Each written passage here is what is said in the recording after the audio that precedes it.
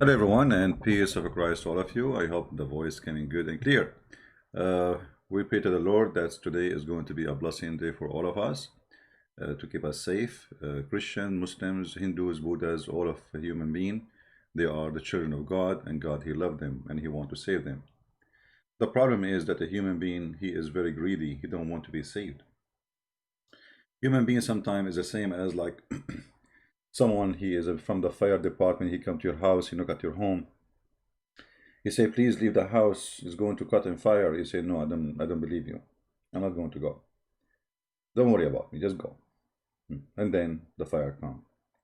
Human being is very greedy, very arrogant, and he do a lot of bad things to himself. It's not God doing bad things to you. It's you. You do that. And yesterday, if you remember, we spoke about the free will. And if you watched yesterday, the call between me and the person, his name, I don't know, I forgot his name, from Bangladesh. He speak like a Zakir Naik. We found that the free will doesn't exist in Islam, and Islam is a joke. So Allah, the God of Islam, He is going to punish you for something He forced you to do, which is absolutely, stupid. In Christianity, no. In Christianity, we are given all the freedom. The only thing we don't have a freedom for is, let us say, in logical discussion, is the decision of the judge, which means it's not in my hand. I commit my crime or I commit my good, whatever it is, and then the judge decide based on what I did, where I will go. So in somehow there is a judgment, and we knew what it is.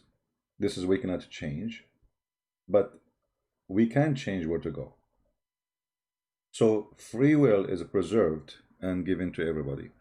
And today, with our free will, we give our free book to Indonesian people, translate it to them in their language. And before I start talking about it, I want to say thank you for the person, which I don't know. I have no idea who is he. I mean, he sent me messages in Skype for sure, but I don't know the person. I mean, voluntarily, he did a great work. And I'm assuming that he did a good translation. I don't know really. I don't understand the language.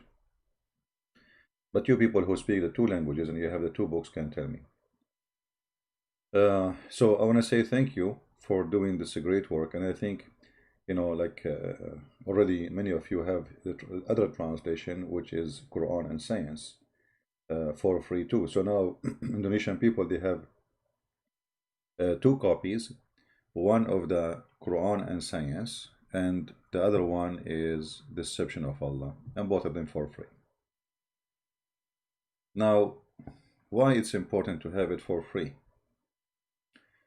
You see, people like me, we have little support, and the little support come.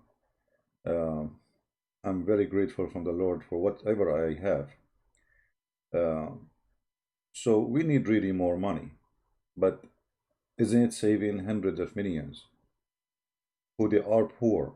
They cannot even, I mean, I don't know how many of those millions can afford to buy my book, but let's say only 10%. 10% is a lot of people and a lot of money. You can think about it. But for me, saving the 90% who don't have money to buy the book, who don't have even a credit card, is more important than 10% will get my book and make me maybe a lot of money. So yes, this is how we support ourselves, but this is not really, the Lord is always, He's our provider, and I'm sure there's good people always, they will help us and make donation, and we will do good anyway. The Lord is great. So we want every single Indonesian to get the book. You don't have a computer, you can open it in your phone. I think these days, even the poor ones, they can get a phone. The phone is very cheap. You can get it in your phone, you can open it, you can read it, and there is a lot of information.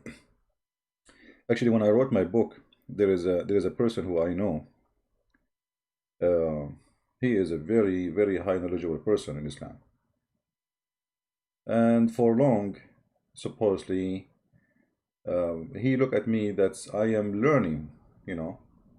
And then after I wrote my book, he was shocked. He said, I cannot believe how where you been and where you are now.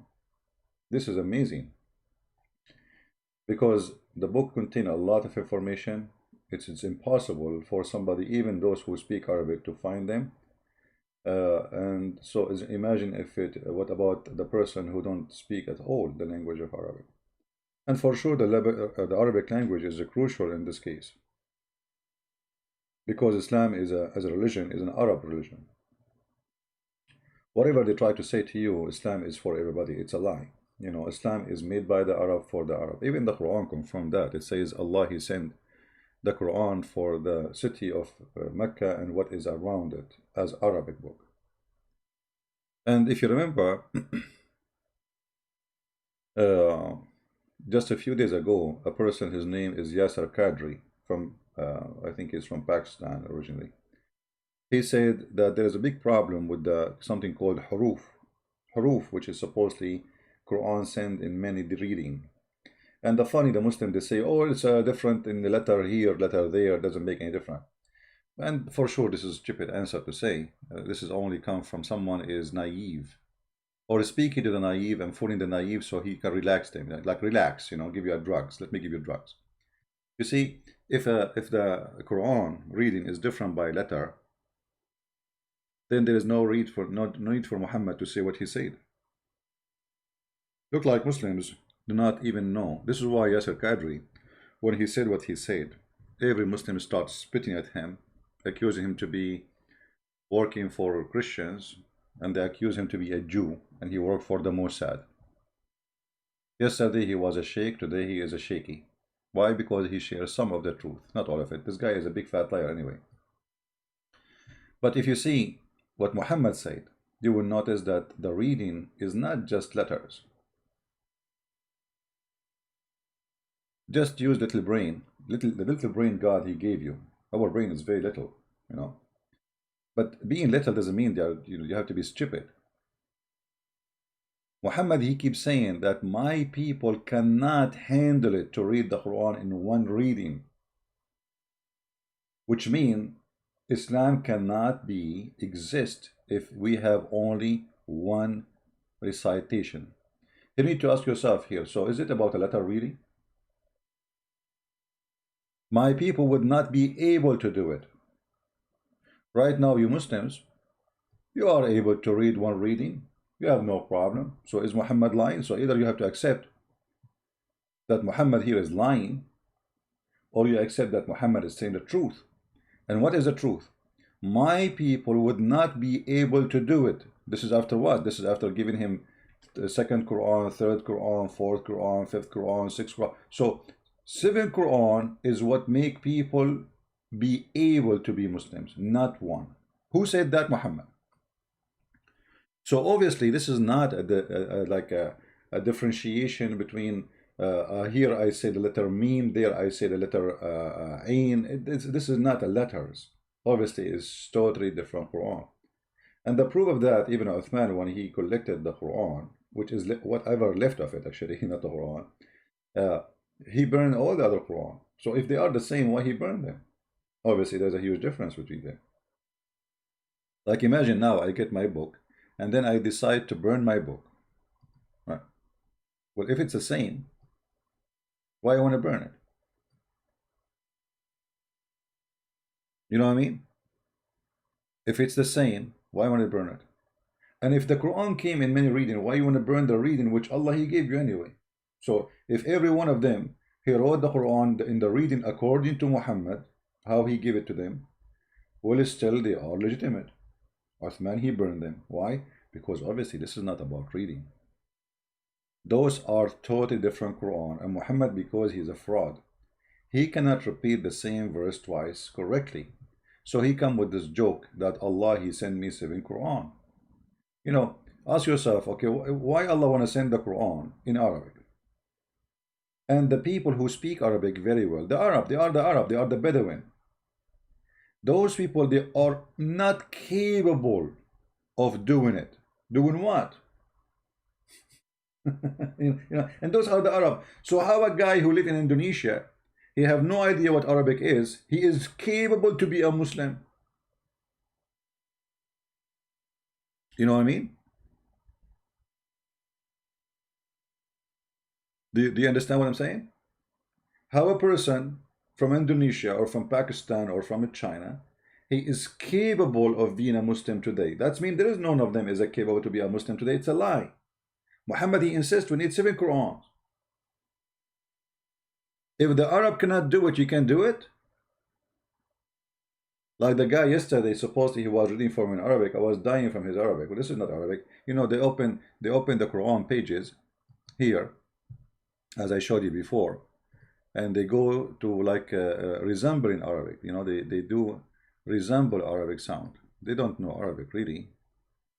Yesterday I opened it. What it was? I forgot which page.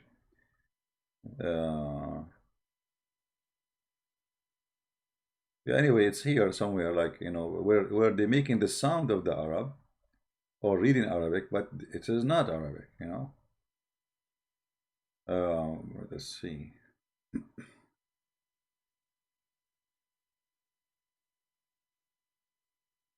And you know, if Quran, if Allah gave the Quran in 7 languages or 7 reading, all of them they are Arabic, and that will make the Arab understand it. So shouldn't Allah send 7 Quran for you in Indonesian language? How silly, how stupid. But this is what happened. Muhammad is a fraud, he's a fool. At the same time, he always finds something to cover his bum.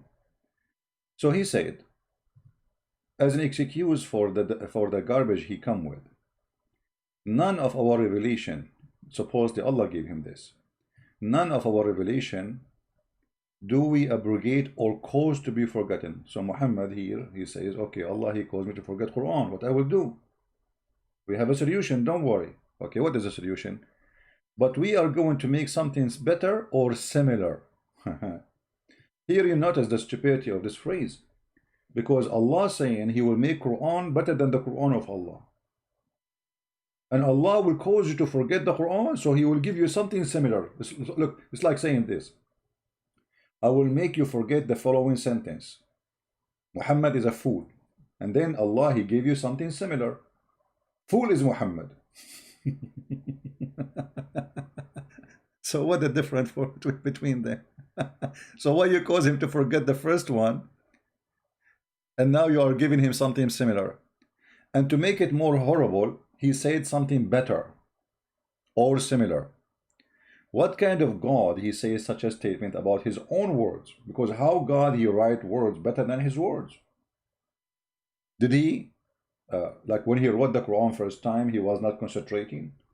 He was half asleep? He was tired?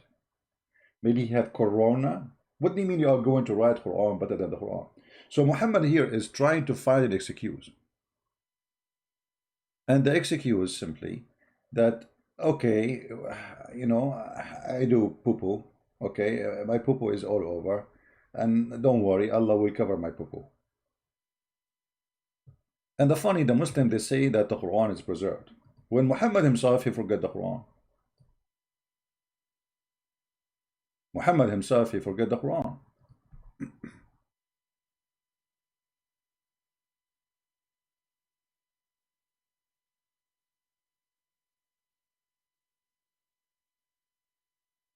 Let us see the hadith.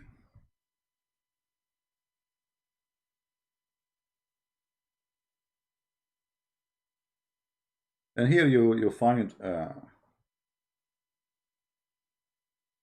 the madness.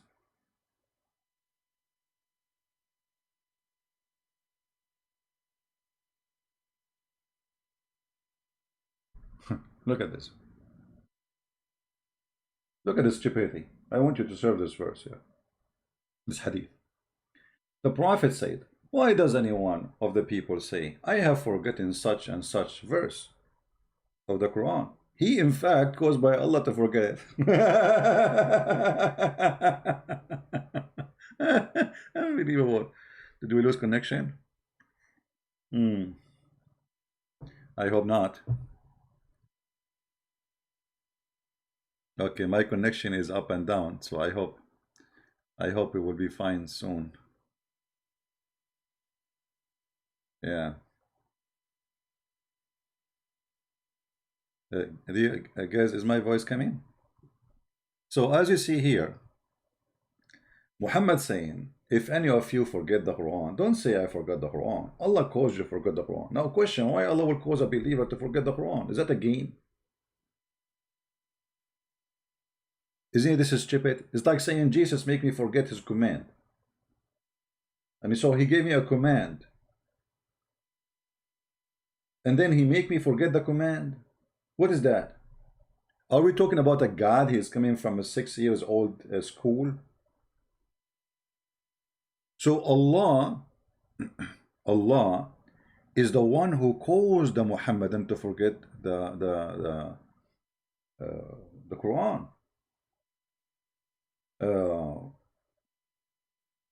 But the funny, Muhammad, he blamed the shaitan in different place. And this is one of the funny things about Muhammad. That Muhammad is a person who cannot stop being stupid. He cannot.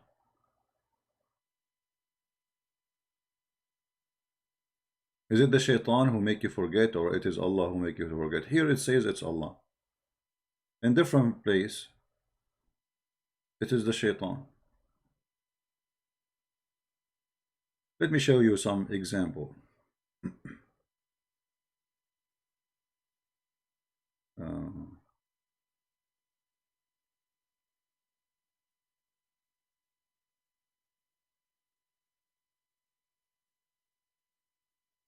We will try to find something in English.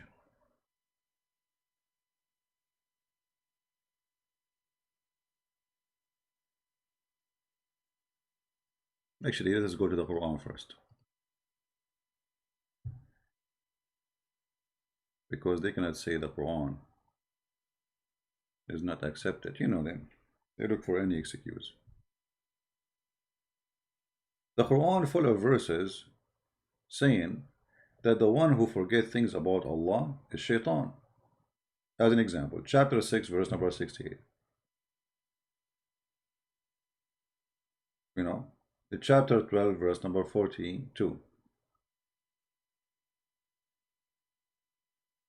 Chapter 18, verse number 63. Like here, the story about how Moses, he forgot his wheel next to the rock. Who caused him to forget the wheel? Shaitan, brother, shaitan.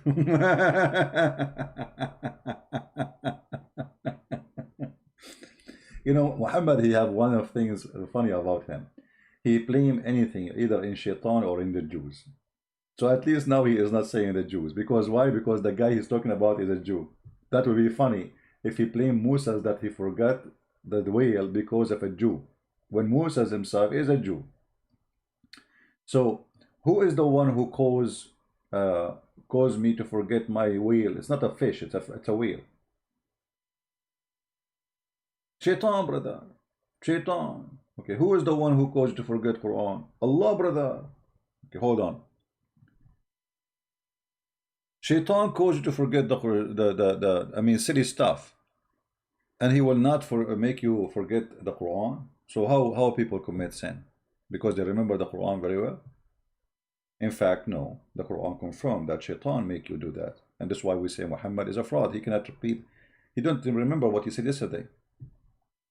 The evil one, this is false translation. It's not, doesn't say evil one. It says the shaitan has got better of them. So he has made them lose remembrance of Allah. Anything have to do with Allah, isn't it the Quran is the first thing to do with Allah? So in one statement, it's the Quran, it is Allah who make you forget the Quran. In another statement, it is shaitan who make you forget the Quran. Right?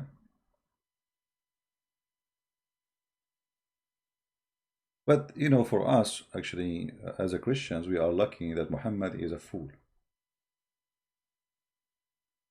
Because the easiest way, I mean, to fight foolishness, I mean, it's easier to fight foolishness from fighting someone genius, right? Like evil and genius. Muhammad is a fool.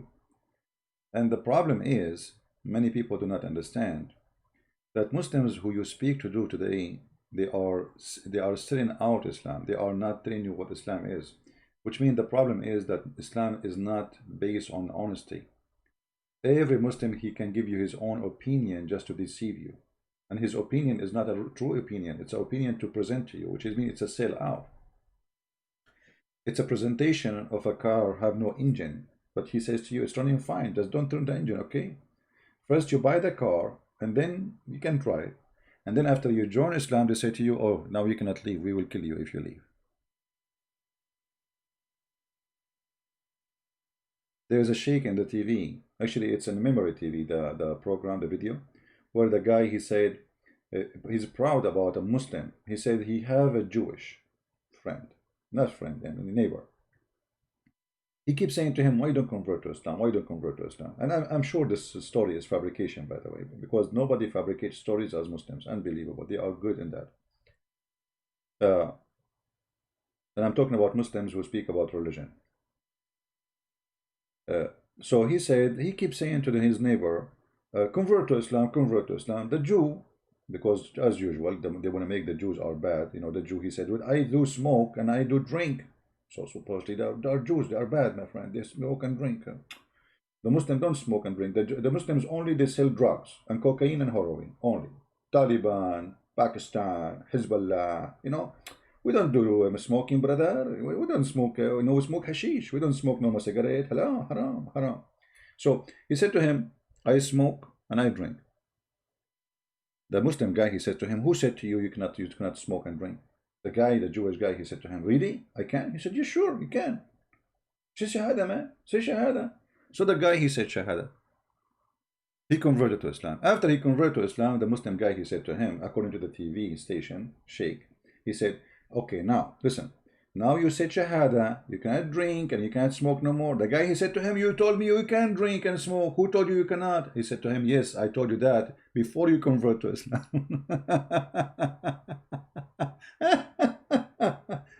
Religion of the devil. And the Sheikh is proud about how smart this Muslim, he made this person convert to Islam, not knowing what he is signing for. You see the deception?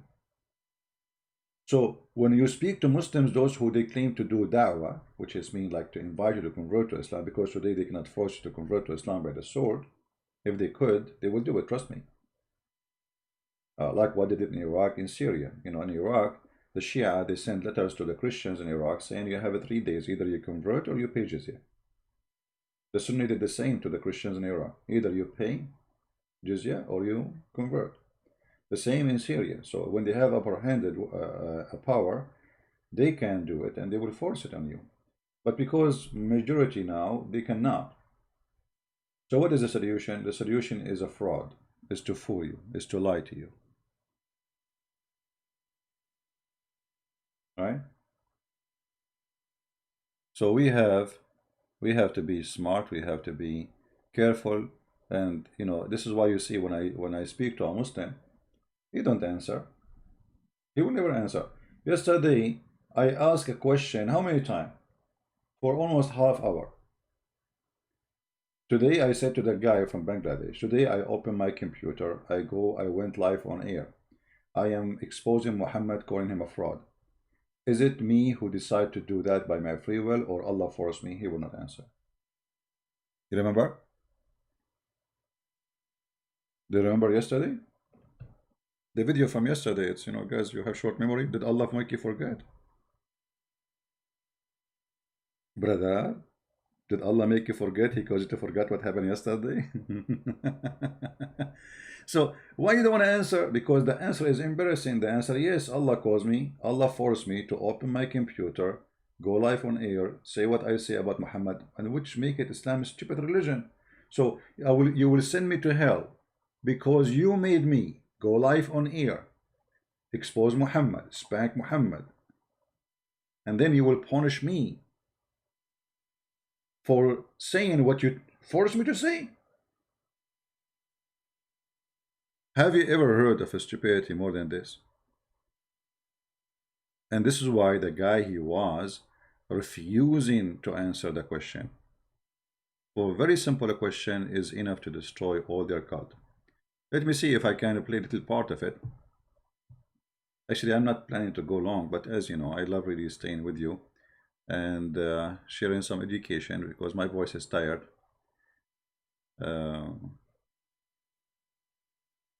Yesterday I ate lemon. You know, I love lemon. You believe it? I ate lemon like I'm eating orange. But lemon hurt my throat. But I love it. What I can do? Subhanallah.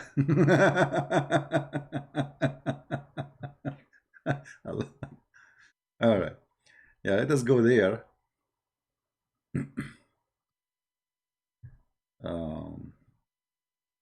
I will open the link for the yesterday just to show you how the game. It's a game. It's not really. There's no dignity. There's no honesty. There's nobody who want to say the truth to you. They are not people who are fighting for truth. They have nothing to do with the truth. All what they care for is winning point by lying. Let us see. Where is the guy he came? I have the link in front of me, the video. I'm trying to find out where he called me. Maybe at the end.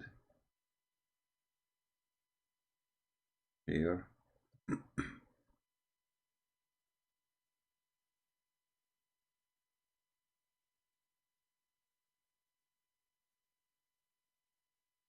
Get the answer of this question. I already said I will ask a shaykh or I will study it and I will get the, because I am not expert in hadith, I am expert in Quran.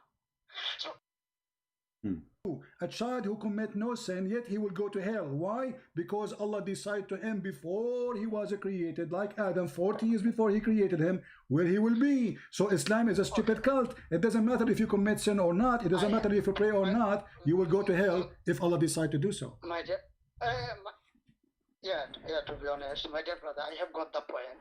I have to study the hadith, this hadith particularly, okay? Because I have not yet studied this hadith. I should study. He need to study the hadith. I mean, what's wrong with you?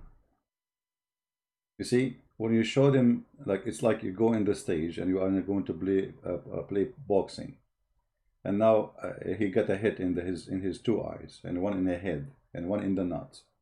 So what he will say? He cannot say I lost. You say, I mean, what kind of a debate you say I want to study this? What study? It's in front of you. Study it. Go ahead. But by saying such a statement, he escape a big disaster. You see how smart the evil is sometimes? So if you are a normal average person who is not skilled with cornering those liars, he can escape you easy. So what try to do, they cover themselves by oil, so you cannot hold them. You know, you cannot hold me. I'm slippery. So they play the slippery game with you. Why you don't want to answer? Because it's embarrassing. Then later on I shall answer. No. You see, no. What do you mean you need to study? Hold on. I'm not giving you a book to study. It's a few lines. Hold on. You see how this is how you escape the conversation, because now we have a shot in the head. Muhammad proving to be false, and now you are saying to me, I need to study this hadith. Take your time. I'm listening. Go ahead. Study it. Go ahead. Yeah, of course. I shall study this hadith now. It does not mean if I don't give the answer. My friend, no, don't go. No. You see, because here we go. So the second we show you that Islam is a stupid cult, you said I will study. Are you saying to me? Are you saying to me what my prophet here he said is very stupid? I need to study it. Are you saying that? This is not the case, my dear brother. So why you are saying I need to study it? Because why you are getting so confused? Hold on. Because when you say to me, I showed you the first one, the second one, you did not say I need to study it. The second I shot you in the head, you says I need to study it. You are trying to run away from it because it's very simple to explain. I mean, there is no need to, there's no doubt about it. A child, he never commits sin. He never even reached the age of No, sin. of course not. Yet he might go. I said that I shall answer. Okay, where is the I shall answer? call you. I'm listening. No. Okay, I shall answer. Okay. I did not say I will never answer. No, no, no, no, Please no, no, don't no, no. I don't want you to force me shall answer. I want you to now. answer now. No. Is the child, does it? Trust me, I will answer you. Trust me, I will give you an answer. The most stupid cult ever. And then the Muslims, in order to solve those problems, they have to fabricate 1,000 lies to cover the first lie Muhammad he said. This is how Islam works. Like when, you know, if we can call it a debate with David Wood and Mimi Hijab. David, he says to him, your God, Allah have hands, he have legs. Mimi Hijab, he said, who says so? That's it. The problem solved. You see, slippery. And if you are not skilled, not just in a debate, you know, you have to be skilled in holding a snake covered by oil. You know what I mean? So you shall not let them go out of the trap by saying such a statement. Who said so? Say to him, tell him who said so. Muhammad says so. The Quran says so. All your scholars say so. Who are you? Everybody then will laugh at him. So you have to be very careful when you have a conversation with those people. You are not debating. This is not a debate. This is a game with the devil, who will never give a true answer, honest answer. See, when two people debate, supposedly, and both of them supposedly are religious, we assume honesty from both sides, correct? Like if I'm going to debate a Hindu priest, and I assume that Hindus, they have a value that to lie. I'm assuming that, especially as you as a priest or a Buddha. But you cannot assume that with a Muslim sheikh. I'm not saying like this Mimi is not a sheikh. This guy is a potato tomato making money from the YouTube. None of them, as those people, are people of knowledge. You know, they have the kid Mimi. He says to me, "Did you say this to the Muslim women?" What I said, suckle me. I was quoting your prophet, and it was your Muslim women who was saying Jesus, he have sexual relationship with his mother. Filthy coward. Video editors. This is the standard, and not only that, even their own Muslim sheikhs, they play with their audio and their video. So they cut the video of Yasser Kadri, the guy he was the master of Mimi Hijab for all those years. He goaded him like a puppy. He go in the car, start asking questions. Should we Muslims do this? Should we Muslims do that? So if the guy is not your master, why you are asking what we should do? But the second the guy starts saying something truthful, which I believe it was a mistake. What I mean by a mistake, I mean he made a mistake by being truthful for 2 minutes. This is not right, brother. You know, how dare you to be truthful for 2 minutes? 2 minutes will cost you a lot. All right, guys, don't thank me for the book. Thank the Lord that the Lord, he provide to us always the truth, and he used us for the good we can do. Each one of you, like somebody saying thank you for the book, each one of you, he can do something where he is. Maybe you don't have too much knowledge of Islam, but now you have a book. You have a lot of answers. You can refute their scientific miracles. You have anything to defeat anything about Islam so easy. And actually, the reason I believe that Muslims don't want to get close to me, especially those who claim to have knowledge, is my books and my videos. The second they see who is the one they are going to deal with, the same second they decide to run away. If my name is George, I have blue eyes, I'm born in England, and I know nothing about Arabic, trust me, all of them, they will line up to debate me.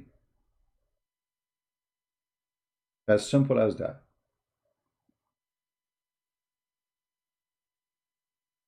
The problem is, he's an Arab, he speaks Arabic, he knew way more than we can imagine we know, and he can surprise us anytime with an answer. So what we can do? The only option to claim victory is to avoid him. How we can avoid him? We call him liar. We make videos supposedly refuting him, but those videos are funny and jokers. Because if you are a man, call me and prove me wrong. Right? Do you think really if those people they have the ability to prove me wrong, they will hesitate for a second to call me? Just think about it. How come I open my Skype and I say, okay, who wanna call me? Anyone. You can. And even I offer them that I will never hang up on you. I will treat you nicely, especially those names who claim to be knowledgeable. They will still not do it. And not only that, I will call you on your Skype and your show. You go live. The same as I did with Mimi Hijab. I'm the one who called him. He did not let me speak. He hung up on me 6 times in less than 6 seconds.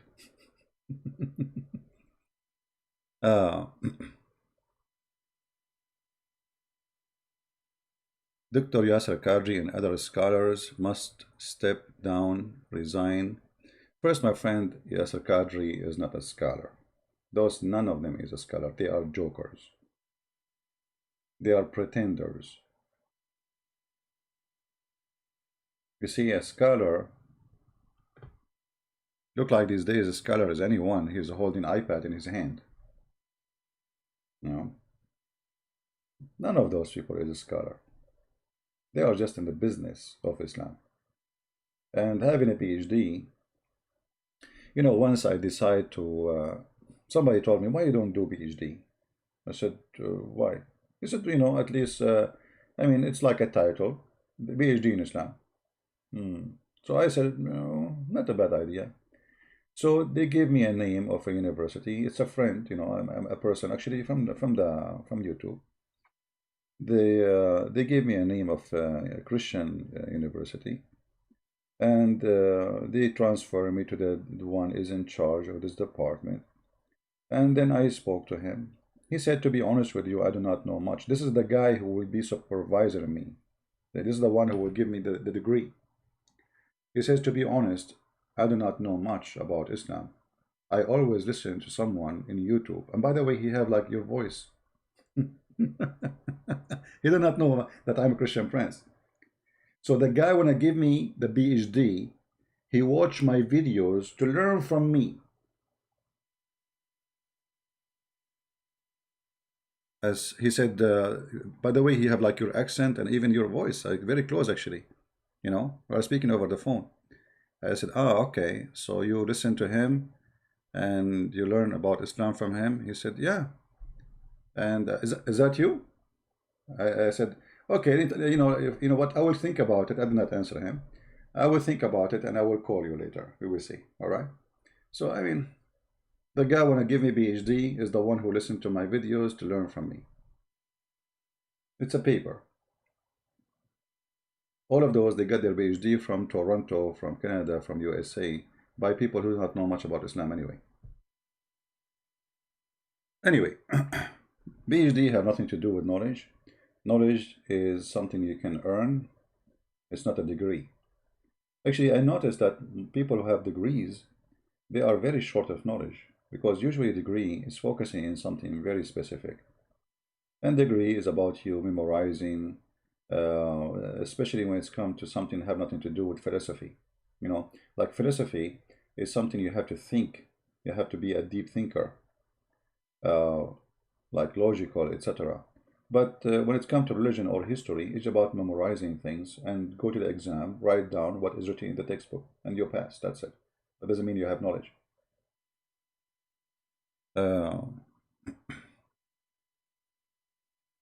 No, I did not do taqiyya. I did not lie to him. I did not say it's not me. Actually, I don't remember the whole conversation, what happened. But this is what, like, a summary of it. I thought, okay, I might call you later. We will see. But there's no point. It's cost a lot of money. I have to spend 1 year in the campus, in the university. And then the rest of the years I can do it from home. So all this money for what? To get a piece of paper and it will add nothing to me except doctor. I don't want it.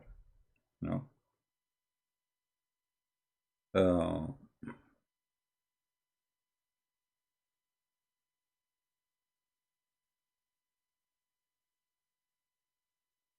They need a Pensila certificate. I don't know what is that.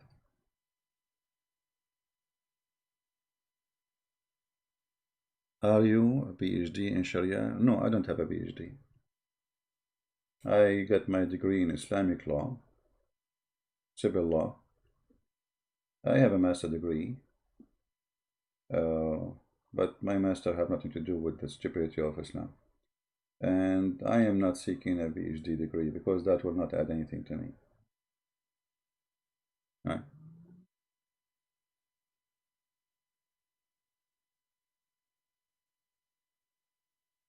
His channel got banned? Yeah, well, you have to deal with it. It's okay, he can open a new one and people will come.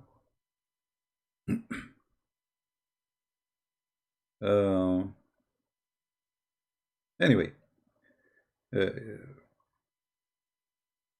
never think that's a degree is what give you. Degree is just to give you a job, maybe. You know, degrees, they give you a job. It's like, okay, you want to apply for a job, what is your education? But this is education about the job, not education about education. So, like social life, history, religion is a very complicated knowledge because everything is connected. History, language. Like, you know, if you want to study the Bible right now, we do sometime we speak about the Bible, right? But the Bible is can be very complicated to study if you want to go and let us say you want to be a scholar. There's a lot of amazing things about the Bible. The coding, there's a code in the Bible. There's a language, there's keys. There's amazing stuff. But for us, you know, let us say we are just believers, let us say, and we are not a specialist. So we concentrate in understanding the simple teaching of God about how to be with Him. What is salvation? How we can be saved. But the Bible is way more complicated than this.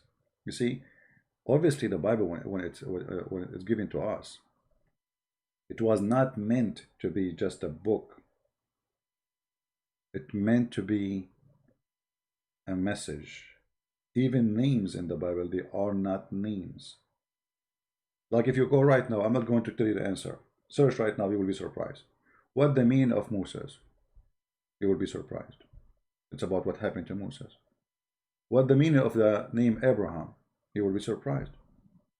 The name of Abraham is about what happened to Abraham. How that can be? You know what I mean?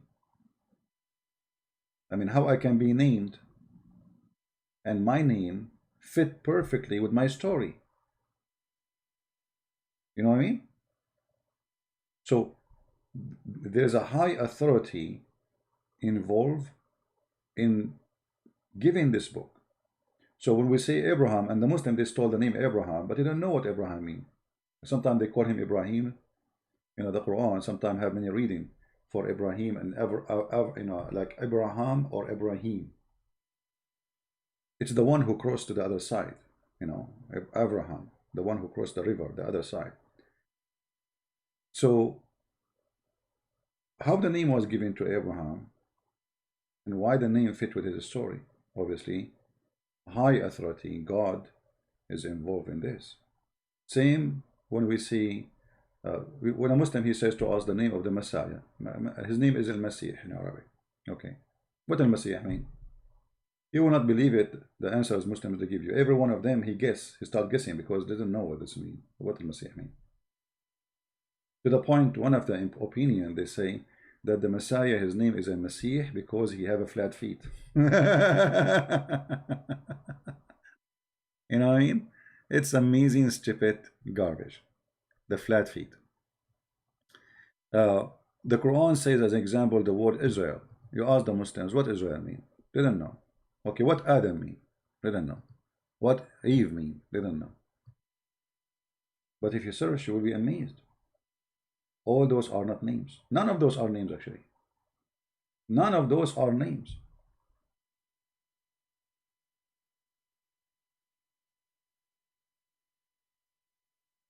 Even when we say God, what God he says to Musa, what he said, is that a name? No, it's not a name. He told him, what? Okay, what's your name? What I will tell my people. He did not give really a name.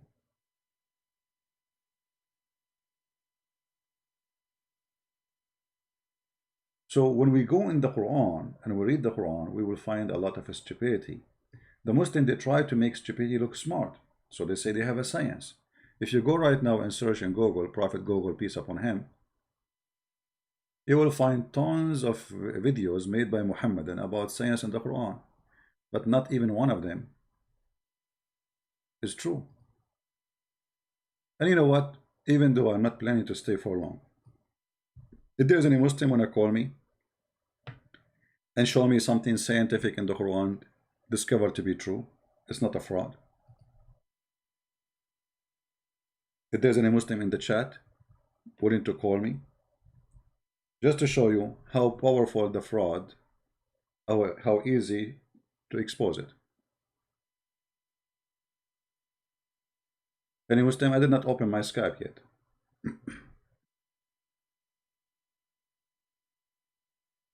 Do we have any Muhammadan?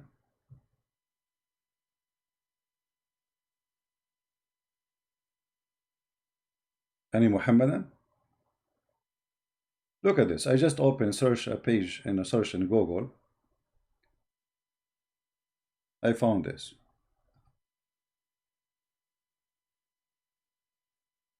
Seven mind-blowing scientific facts mentioned in the Quran. It's mind-blowing. My head is blowing, my friend. You should see what happened to my head. Someone he want to debate me. His name is someone. That's a good name.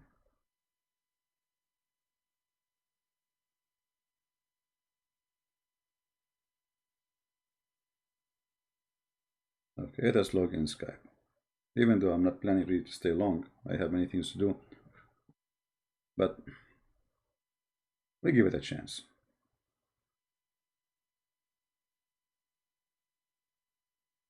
What's his name? The guy who wanna debate me. I don't see anyone texting me. Text me there, my friend.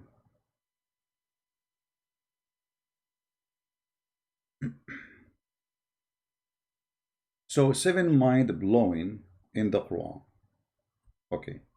What are those 7 mind-blowing? Aren't you really curious now to see what they are? Let us see. The origin of the universe, brother. Really? The Quran speak about the origin of the universe? How is that? Let us see. All right.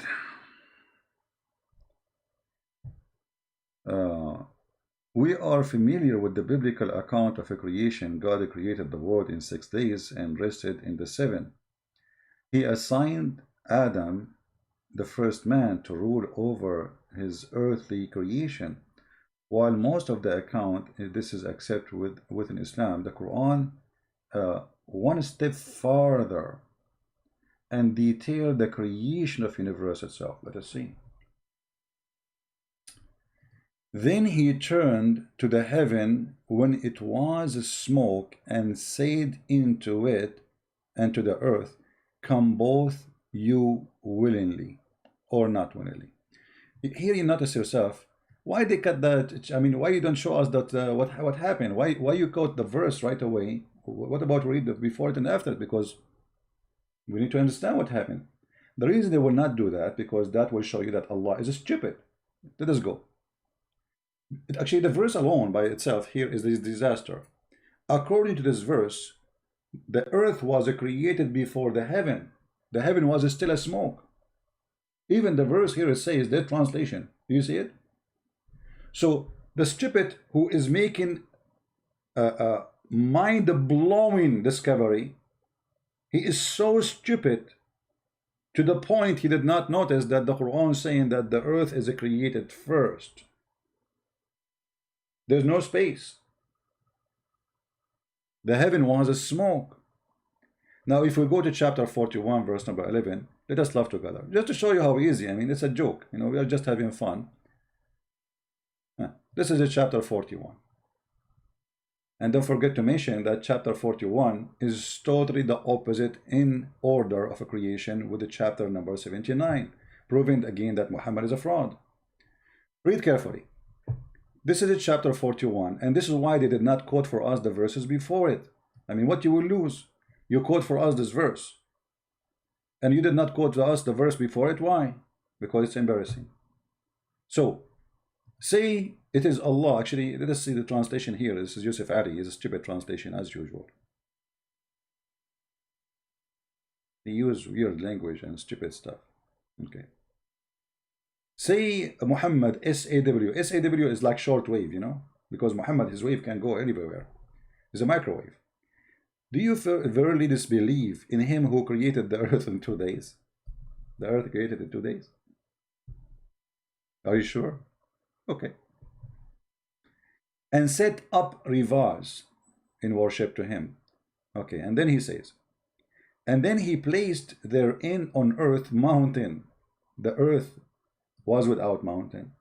And then Allah, he placed mountains, brother, in the top of the earth. Is that what science say? Is that what science says? Mountains are part of the earth. They are coming from inside the earth, from deep the earth. Not something you place in the top of it.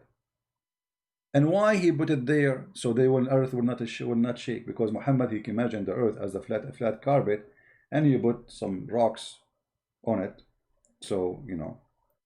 Okay, let's see. We have a caller. I hope he's a Muslim because, you know. Hello? Good morning, Christian Prince. How are you? Good morning. Good afternoon from London. No problem. You are my friend. You're welcome. What do you want to say to us? I'm on the air?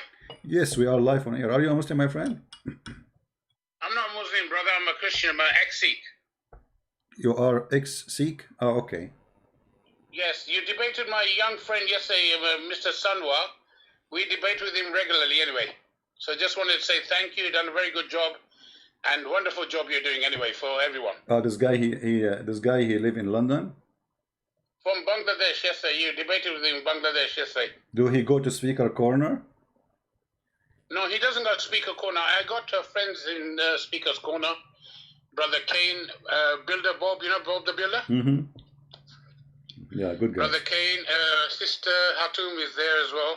Yeah. She's doing a wonderful job. Daniel and the other guys, they're very good. They're doing a very good job. Well, thank you, my friend. Thank you. Anything else? But you're doing a very good job. I will try to get your books as well. And I'm just saying you're doing a very good job. Brother, is it possible to look at sometimes to look at the hadith as well? But you don't show the hadith. Am I right? Which hadith you want? You know, when you're looking at the hadith, when you're looking, sometimes I can't see the hadith. Is it not possible looking at hadith? We can follow the hadith as well? I mean, always I show the hadith. I'm not sure what you mean. I always show them in the screen. No, because sometimes you go very fast. I can't see the hadith. That's no problem. I do follow you sometimes, mostly. Because it's not always possible to... I got this number through a friend of mine. Yeah, like in India. Yeah, if you watch my videos, actually, I show the hadith, especially if I am like now we are just having a conversation. I'm not debating anyone, so I can mention something without right away showing it. But I'm going to also get your books and bless someone with your books as well.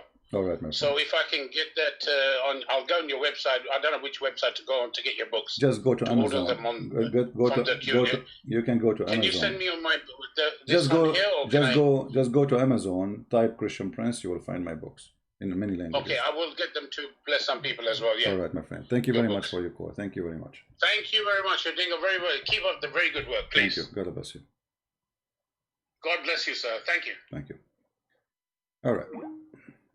I thought he's a Muslim, but he's not. So guys, let us go back to the topic. So Allah, he placed mountains in the top of the earth, but all of us, we knew that this is not true. This is stupid. This is why they will not show it to you. It says here, actually, in front of you, and then he placed, this is not my translation, this is their translation. Imagine how stupid this statement is. He placed firm mountains above it. I mean, which donkey he agree with this? Nobody. And then he made all like grass, trees in 4 days. But the total now is 2 plus 4. That is 6 days already. And then which mean what? Actually, in Arabic it says thumma. There's a guy, he's a Muslim, he teach Arabic. He explained to you what thumma mean. He say clearly thumma mean like way after, not right away. You know, like in Arabic we can say and like and after right away, and there's thumma, which is come like there's a period. So thumma, and then he went to the sky, and the sky was a smoke. So the earth, according to the Quran, was totally finished, and there's no sky, there's nothing. And then he completed them, and he finished their creation in 2 days, and then he made them 7 heavens, and then he made the stars. So look at those liars. They say to you, this is mind-blowing in the Quran, chapter 41, verse 11, but they will not show you verse number 10. They will not show you verse number 12, because you will die laughing at the stupidity. The Quran confirmed. You remember when did that he says to a Christian, a priest, your Bible says that the sun was created for 4 days. If somebody have the video so we can play it, we can laugh. The stupid did that do not know that the Bible says that God said let be light, and light was. This is from the beginning. So there's light. And then he called the light day, and he called the dark night. So we have light before the sun is created. Number 2, in the Quran, that was making fun of the Bible, saying, claiming, which is wrong, that the Bible says the sun was created in Wednesday. But the Quran says that after all the creation finished, then Allah start working at the end. The last step is creating the stars, as you see in the front of your eyes. And then we what? We decorated with the stars. So those bunch of fool, they try to make fun of your Bible, but the fact they are fool. You see, obviously, that's why I say those are not scholars. Like many of you think that the dad is a scholar. The dad is an idiot. But the problem is the dad was debating people who know nothing about Islam usually, until he debated Anisha Rush. Anisha Rush, he whipped the floor with him. That's why the dad did not come the second debate to debate him. If you go here, you will see the following.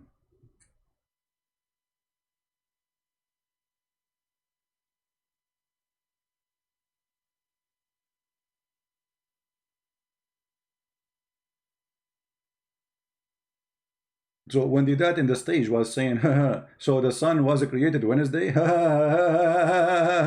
you know, imagine if I was in the stage and I say, you idiot, you just made fun of your prophet. You are a certified donkey.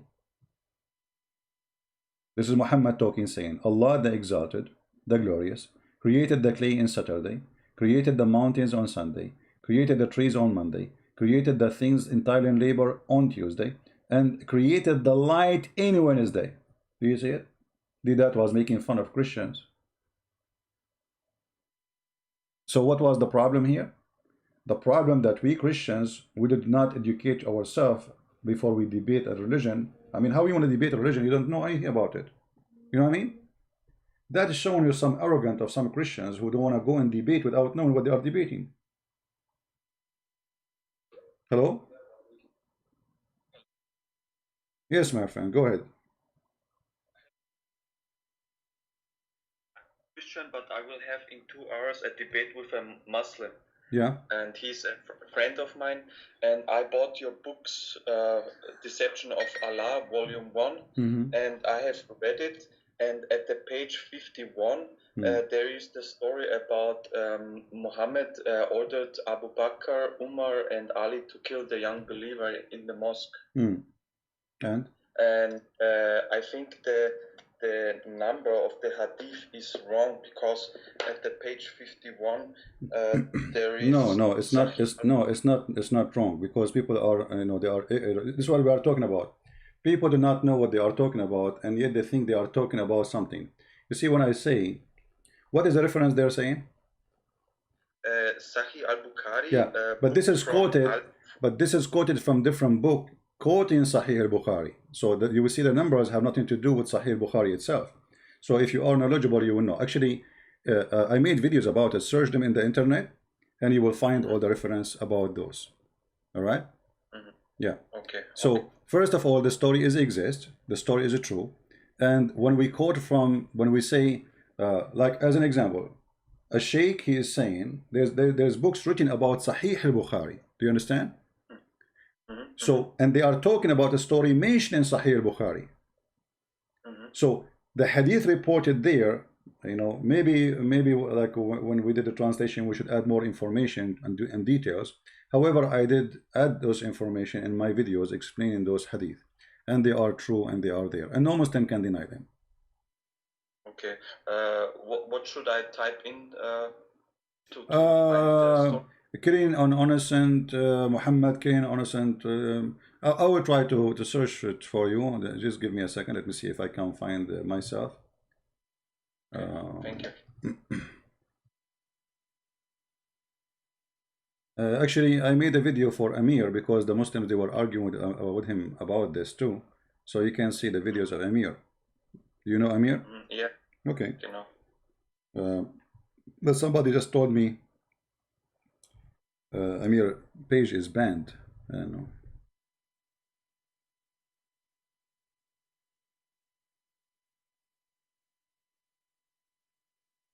Let us see if I can find something.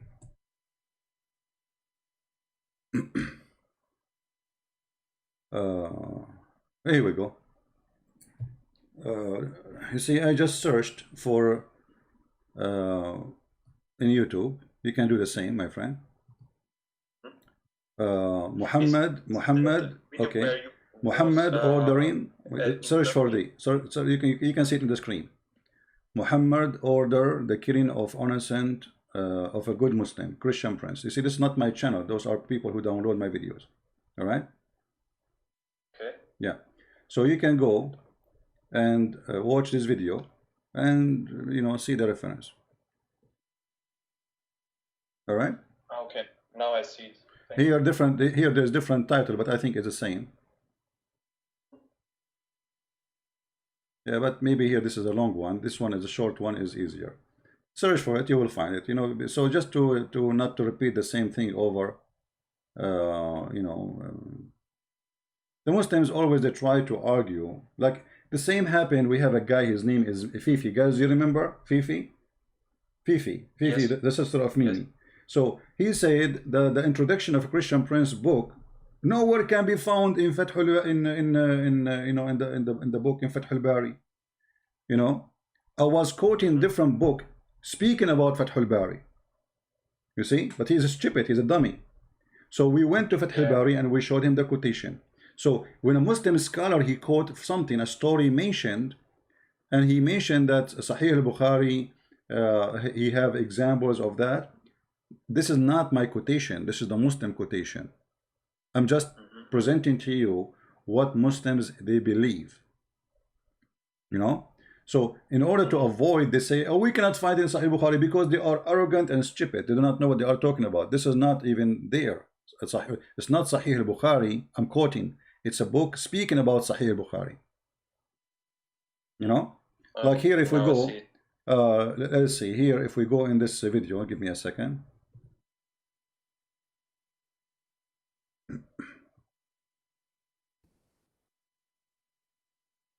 I will skip the intro with the music so we don't waste our time.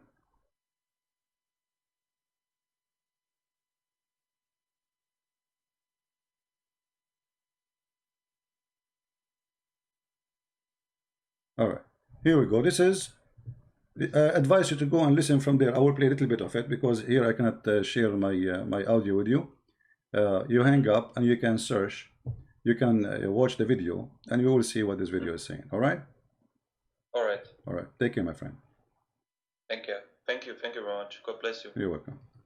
Prove that this hadith to be accurate. Please feel free after I show you the reference to call me on Skype. I show you from Al-Albani or show me where the on Imam said that the Prophet killed a Muslim, a good man as Sahih. Okay. So here we are saying that the Muslims, okay, call us and we will show you. Here we go. and I accept, I challenge you. First of all, we go to Fathul Bari.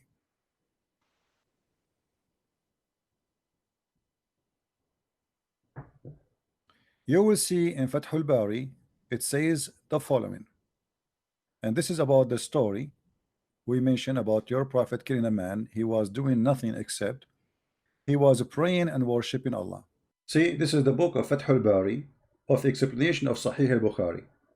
The dummies, they think I'm talking about the numbers is coming from al-Bukhari, when the fact this is Fathul Bari explanation of al-Bukhari. And here you see the numbers, you see the hadith number, and it's true story. It says وذلك ما فيما أخرجه أحمد بمسند جيد عن أبي سعيد. It says here, this is what came from the book of Ahmad with authentic or good musnad, which means like a proof of it. This is have a good sanad. It have a good sanad, which means good backbone. All right, the story here have a good sanad. And then we see the rest of the story in the front of us. However, I'm not going to stop here, because you mentioned to me as an example Al-Albani, and as long as Al-Albani is your favorite scholar to prove that this is a true story, I'm going to go to Al-Albani. Here in front of us, here it says, you see, Kitabul Istibaba, etc. So the problem is that those stories are in Arabic. This is why I said my books is extremely important to provide you how disgusting Islam is, because those books are not in English, and you will never find actually any English translation will be truthful. As an example, Sahih al-Bukhari in Arabic is different from Sahih al-Bukhari in English. Ibn Kathir in English is different from Ibn Kathir in Arabic, totally different. Let's continue.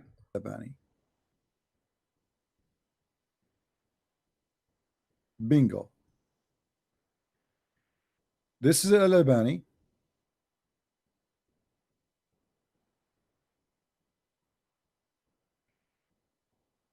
Let me try to make it. I don't know how we can make the thing, all of it appear, because they made it from edge to edge. You see, even when I extend the page, still it's from edge to edge. It's like hard to make it come. Let us see. Okay. Anyway, so what the story here, this is Al-Albani. The Muslims, they say to us, Al-Albani said this is not true. Al-Albani says this is da'if. Here it says this is sahih. Your Sheikh Al-Albani, which is a potato,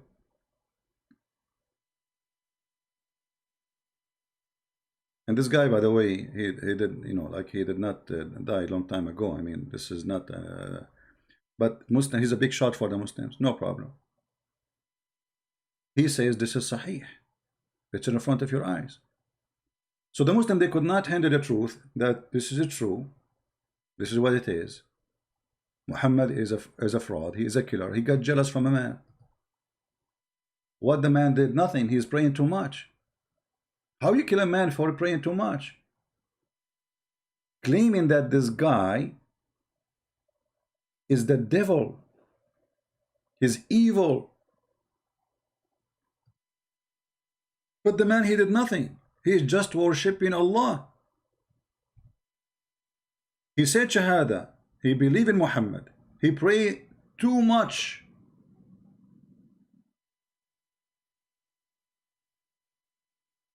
And what happened?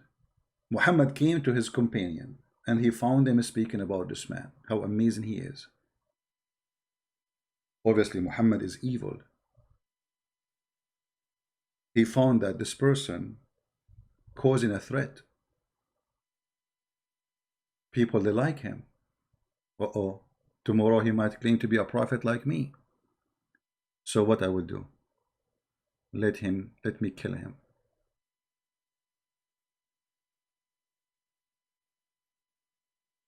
Let me kill him.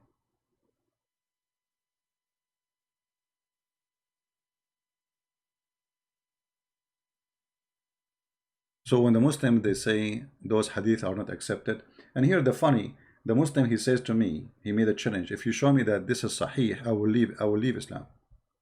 But they don't do that.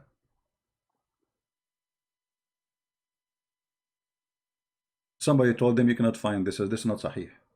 Even some of them, they say it's not true, it's not exist. It's not there. And then how embarrassing. How embarrassing.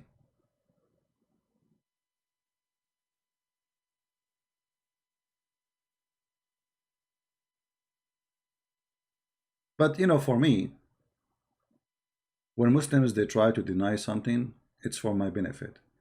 For that will come back on them and will make it more horrible. It's the same as when Mimi Hijab, he tried to hide more than 30 minutes of his interview with Yasser Qadri. If he did not do that, nobody will notice what happened, because we don't watch their videos really. I mean, the two idiots speaking to each other, who care?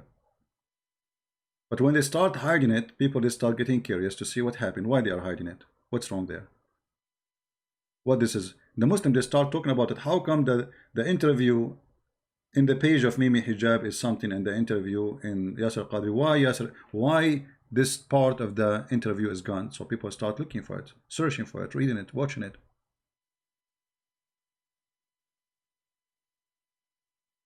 So when a Muslim, they try to deny it, they get themselves in trouble, not us. And here we go. You said if it's sahih. You see, in the beginning of the video, the guy, he posted saying, if this is sahih, I will leave Islam, brother. I challenge you, brother. It says here in front of you, As-Silsila Sahiha Al-Albani.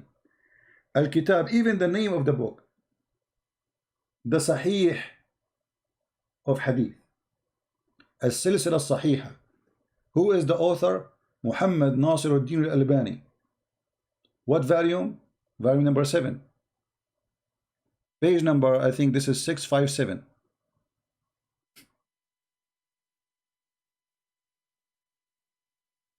Right? So they say it's not true. Christian Prince, he bring you information, his book does not exist. Do you think really a person, he will make a book, and this book will be printed, and there is nowhere to find those? This is why I said my book, yes, my book is a trouble-making book, because Muslims, they never heard these stories before.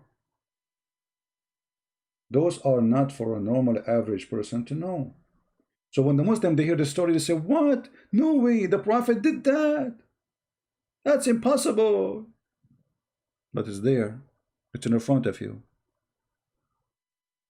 And here we go. A challenge right now. Who speak Arabic is willing to call me or read the page in front of us. And you translate it. What do you think, guys? Who is a Muslim who speak Arabic? He is willing to call us. And you read it. And you translate it. Anyone?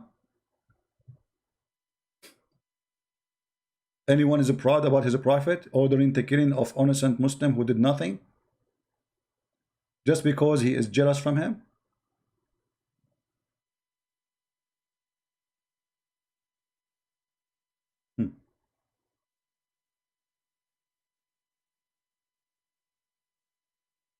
And even, guys, the story is saying that one after one from the companion of the faithful Muhammad, they go inside the mosque to kill the guy. The guy don't stop praying.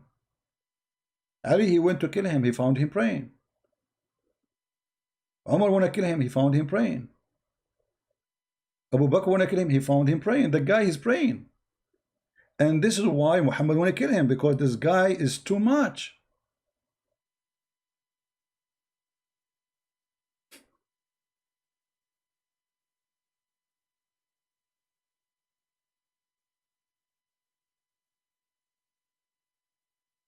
So Muhammad, because he was afraid that this person one day he will become something, he decided to get rid of him.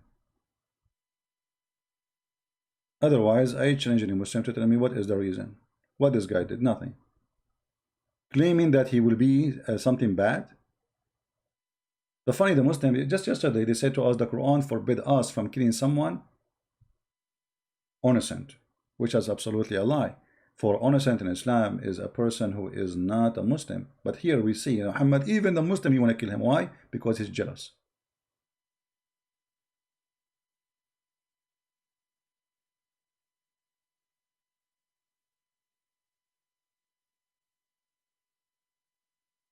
That's all. Anyway, thank you for your question. And here again, this is the name of the video. You can watch it. And you know, let the Muslim read it for you. And actually there's more name of the title, more reference. To wish that you killed this man. Okay, even here I use Google translation as usual, because this book is in here, it's in Arabic. So what I did, I copied the text in the front of your eyes, like here, and I posted there. This is the story as it is. Copy, Google, Prophet Google. Now Google, don't give perfect translation, but it's good.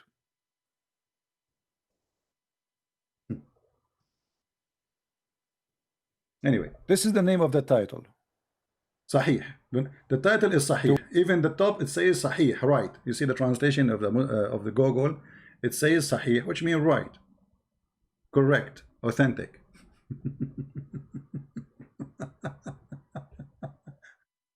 Anyway, so I really love when Muslims, they make a challenge, and the funny, all of them, they don't dare to call me and make this challenge. You see, did you ask yourself why the Muslims? I mean, okay, they find something supposedly it's not right. Christian Prince, he said in this book, why you don't call me and get me busted? You know what I mean? I mean, this should be a golden opportunity for you to do. Why you are hesitating? Why you are waiting? Here we go. My Skype is open. Anyone can call me.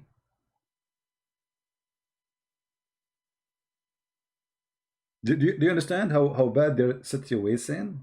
Your situation is very bad, my friend. So this guy, he don't know what he's talking about, brother. The story is not true. Call him, get him busted right now.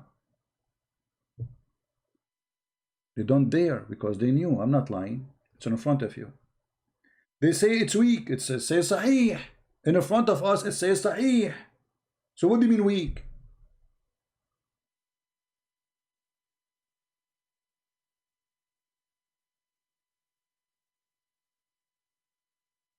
Look, even here in front, it says وَهَذَا إِسْنَادٌ صَحِيحٌ عَلَى شَرْطِ Muslim. And this is an authentic Sahih in the condition of Muslim, which means according to Muslims.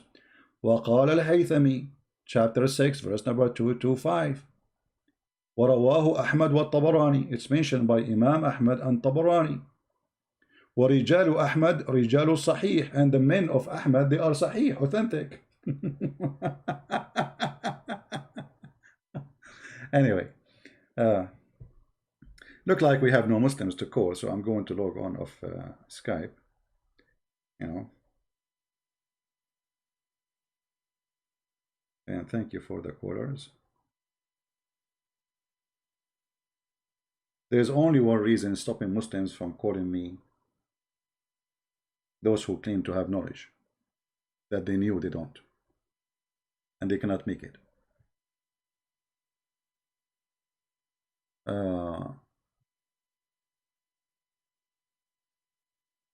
First of all, you are not proving anything. You see, here we go. Just to show you the stupidity of those who have a specialty in Islam, yet he don't have high school. Suddenly he is a scholar. This is Abbas saying, first you prove nothing. What do you mean prove nothing? The guy, he is praying to Allah. Why you kill him? You see how they skip the stupidity? You just said you prove nothing. I just showed you your prophet killing an innocent Muslim, not the enemy. And then you say you are saying that God in the Bible never authorized the killing of innocent. You see the stupidity here is amazing in the Quran and in Muslims when they speak about the Bible. As an example, chapter 5 verse number 21, it's Allah who ordered Moses and his army to go and slaughter the Jews, to slaughter the Palestinians. So why they are being ordered to be slaughtered? According to Islam, they are not innocent, for they don't worship God. And here you see the double standard. The Jews, they have war with their neighbors. Their neighbors, they enslave them, they kill them, they rape them, they steal their money, they steal their property, they invade their synagogue, they destroy their synagogue. And then when the Jews, they attack and they kill their children. They kill their children. And they enslave their children. Actually, the only nation we knew in history, the whole nation taken into slavery, is the Jews. Once by the Egyptian and once by the Assyrian. So when the Jews, they do the same to their enemies, for Abbas, this is kind of innocent people. But in the Quran, Allah is ordering Musa to attack people who never attacked the Jews. Never have a problem with the Jews. Allah, He assigned the land to the Jews. And He said to them, O my people, enter the Holy Land which Allah assigned into you. They said to him, there is people who they are mighty people. Those are the Palestinians, supposedly, according to Muslims.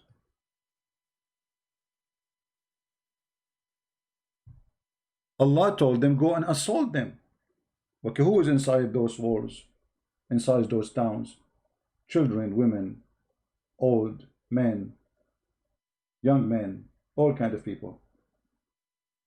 Your prophet, he says, when they say to him, we are killing the pagans and the Christians and the Jews, what about their children? He said, wahum minhum, and they are from them, so kill them.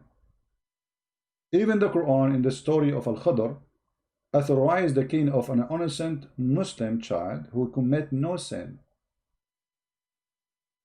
And you say to me, I prove nothing? You are Abbas. Get busy with your pizza. If this is not nothing, so what is something then?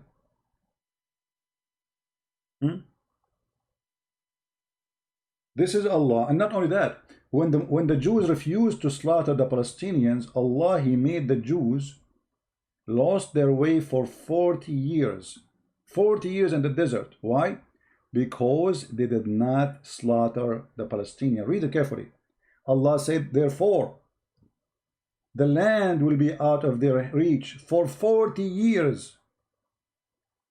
Why? Read the verses before it. For they refused to go and assault the Palestinian. Only 2 Jews, they want to do jihad with Moses. Let me tell you the name of the 2 Jews. The first one, his name is Jack Shalom Az-Zarqawi. And the second one, his name is Jack Shalom Osama bin Laden. Those are the 2 only companions of Moshe who want to do jihad according to the Quran. From all the Jews, only 2 they want to do jihad. Only 2. I mean, don't you think this is too much a stupid story?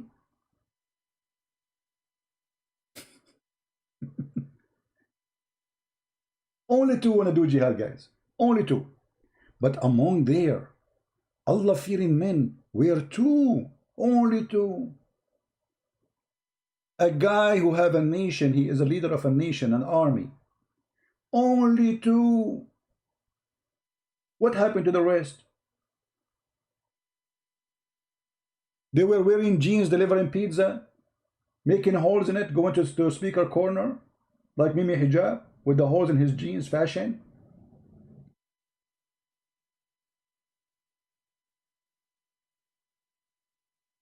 So as you see, stupidity is amazing. They think they speak smart, but the second they speak, they make poo-poo. And we take their poo-poo, and by the way, it's very useful. We use it as a fertilizer for the Quran. And this is why they are ready to prove me wrong. Prove me wrong, here we go. Right? And the funny here, by the way, the Muslims, they say, the Jews, they took the land of the Palestinian. That's not fair. Well, Allah, He's ordered them to take it. Go ahead, read it. Is that your Quran? Once I was doing a seminar, you know, and a guy, he stood up, he's a Muslim.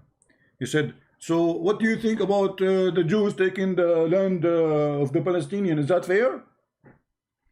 I said, sound like you're a Muslim, are you? He said, yeah, I'm a Muslim. I'm proud to be Muslim. He's very upset because people, they were dying laughing at what I was saying about Muhammad. I said, okay, as long as you are a Muslim, can you open your Quran, chapter 5, verse number 21? He said, what? What? What verse in the Bible? I said, what Bible? I said, Quran. Quran, chapter 5, verse number 21. He said, okay, hold on, hold on. So he grabbed his phone and he started looking and he said, okay, well, what about it? He said, I should read it. He started reading. He said, okay, so it says there that Allah, he ordered Moses to attack the Palestinian, and this is the land of the Jews. Allah assigned it to them. He said, this is not the Jews. Those are not Jews. He said, it says Musa. Do you see it says Musa? This is not, he said, this is not about Moses.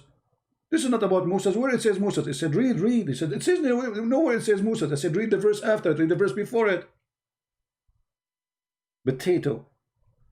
Remember, Musa said to his people, O my people, call in remembrance and the favor of Allah into you when he produced prophets among you and made you kings.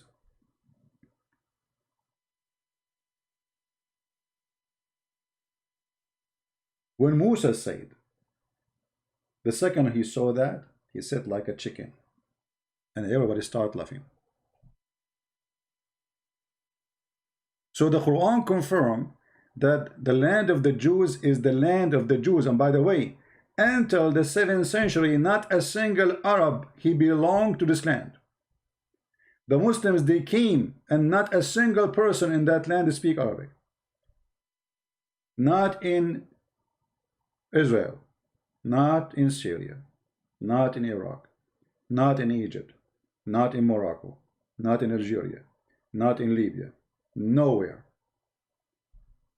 The invasion of the Arab, they took over. Islam is about making you an Arab potato, which means you are their potato. Still they will not consider you as an Arab, by the way. As an example, if you go to Saudi Arabia and you are an Egyptian, with my respect to all Egyptians, they make fun of you just because you are Egyptian. You are not an Arab. Even those Muslims, the funny, they call themselves Arab. You see, I mean, how do you lose your dignity when you became a Muslim? How you deny your heritage? And because Muhammad, he said, the one who is proud about his heritage, tell him go and bite the penis of your father. Imagine how filthy, scumbag this person is. Bite the penis of your father? This is how prophets they speak. And then the Muslim, they will quote me and they will edit my video and say, did you say that? Bite the penis of your father?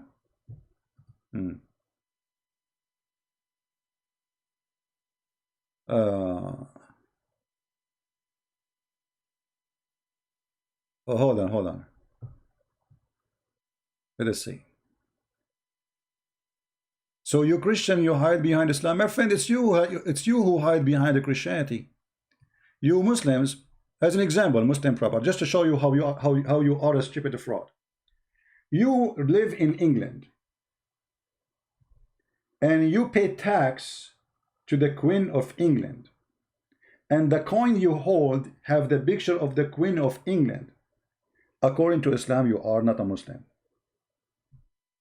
Your prophet, he says, Man ashara qawmin fahuwa minhum, arba'ina yawman fahuwa minhum. The one who lived with them for 40 days, he is one of them. Your prophet said in the Quran, in the same chapter we are reading, chapter 5, that the one who take them as a friend or a protector, he is one of them. Who is the police who is protecting you there? Who is the queen? Is she a Muslim queen? Or she is not? She's a Christian. Even her crown have a cross in the top of it. Read the Quran. You are a coward who decide to live in England even though the Quran forbid you from obeying and to be subdued potato to a Christian king. Those, let us see what the Quran is saying. O who you believe, take not the Jews and the Christians for your friends and protectors. Who is the head of the army? The Queen of England. Who is the Queen of England? She is a Christian. Who is the protectors? Are the Christians. They are but friends and protectors for each other. And he among you that turn to them for friendship is of them. So who is the hypocrite here? You are just a potato who decided to work selling pizza, delivering pizza in London for that more honorable for you from being someone living in Pakistan, which means living in the Christian land, selling pizza or delivering pizza is way more honorable, give you more respect as a human being from living between the Muslims. And ask yourself why. How come you cannot find respect in your country where its majority are Muslims and the king is Muslim or president? How come you find that you are respected in a Christian land? For Islam is filthy cult. Do you see it? All those Muslims who live in England, in America, and they claim that they are Muslims according to the Quran, they are not. The verse in the front of you, does it say, guys, that the one he among you who take them in a friends or protection is one of them? It says that. That's it. You are one of them. Hypocrite. They don't want to see this verse. Don't show us the verse. This is embarrassing. Erdogan, he joined the NATO. Well, according to the Quran, Erdogan is not a Muslim no more. And the one before him was the Muslim. And the one before him, whoever, from the beginning, they are in the NATO. How you can join the NATO? It says the one who joined them is one of them. Do you see it? Qatar, they have the biggest base ever for US Army in the Middle East. Who is the protectors of Qatar? USA. The Quran, the Prince of Qatar is a Muslim Brotherhood. This is #1 supporter for the Muslim Brotherhood in the world. Him and Erdogan. But both of them, they have American base all over their countries. American base and other Christian countries base. But the Quran forbid them from doing that. Why? For this is hypocrisy and this is taqiyya. So they legalize it, saying, oh, we have to do taqiyya, we are weak. We need them. Turkey without America is nothing, is dead. Actually, the only source of income Turkey is enjoying is the NATO and the refugee right now. There's no tourism no more because of Corona. The thing is dead. Trump, if he make a tweet about Turkey, the currency of Turkey, it dropped horribly just by a tweet. This is telling you how weak this country is. I mean, how in the world a foreign president, he make a tweet about your country and your economy is gone by a tweet? If a tweet do this to your economy, what about a fart? What if Donald Trump, he fart at Turkey?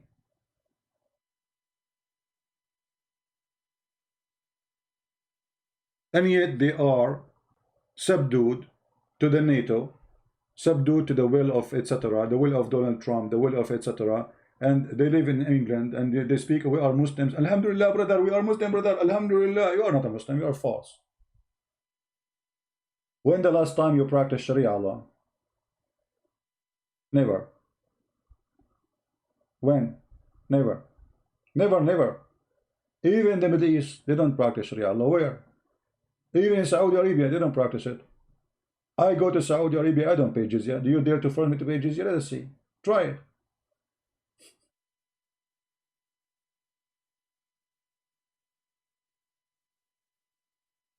All right?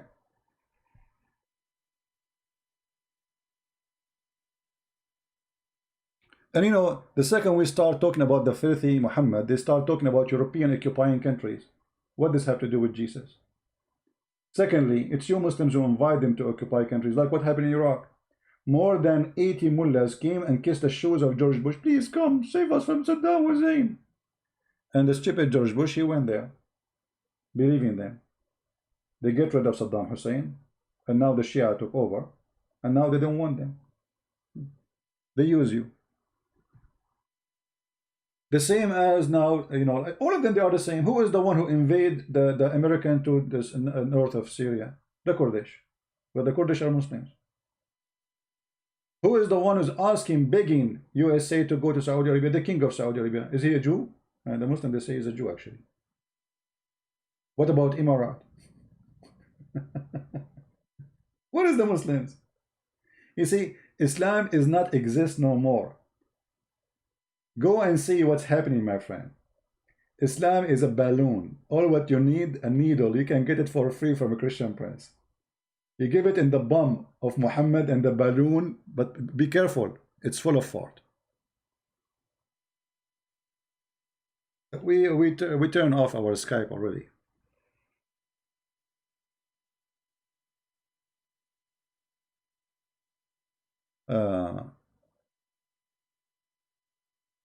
Guys, look at this guy. He's talking about filthy pagan ideology. I mean, those people, they kiss stones, they go around the stones, they look at stone, and the hadith says that the stone is the right hand of Allah, and yet they call us pagan. You believe it? Do you believe it? They are the one who kiss a stone. They are the one who believe that touching a stone erases your sin. Imagine how pagan. You are pagan to the bones. You are pagan to the bones.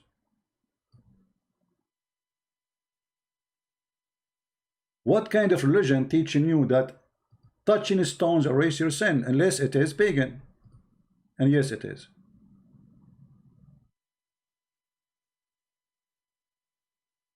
Yes, it is. Let us go and see some of the pagan practice as long as Abbas talking about pagan. Give me a second, please.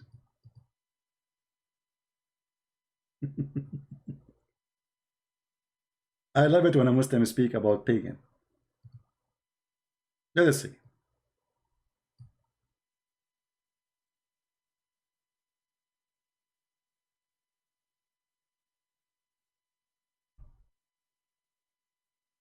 The Muslim, they practice tawaf around the Kaaba.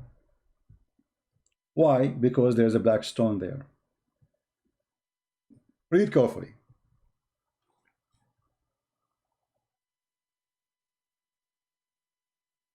We used to worship stones, and when we found a better stone, then the first one, we would throw the first one and take the better one, the later one. But if we could not get a stone, then we would collect some earth soil and bring a sheep milk and mix it with it. And then what we do?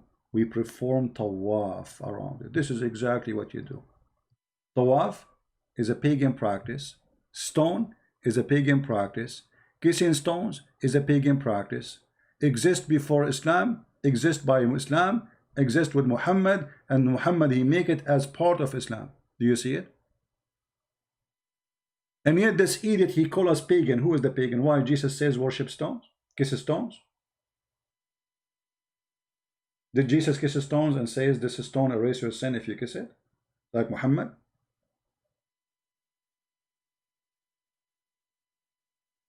Those Muhammadan, they, especially like Abbas, he's like a prostitute, work in Playboy station, and she claimed to be the version of Pakistan. Her boobs is coming out, her nipples in her nose, yet she is wearing burqa.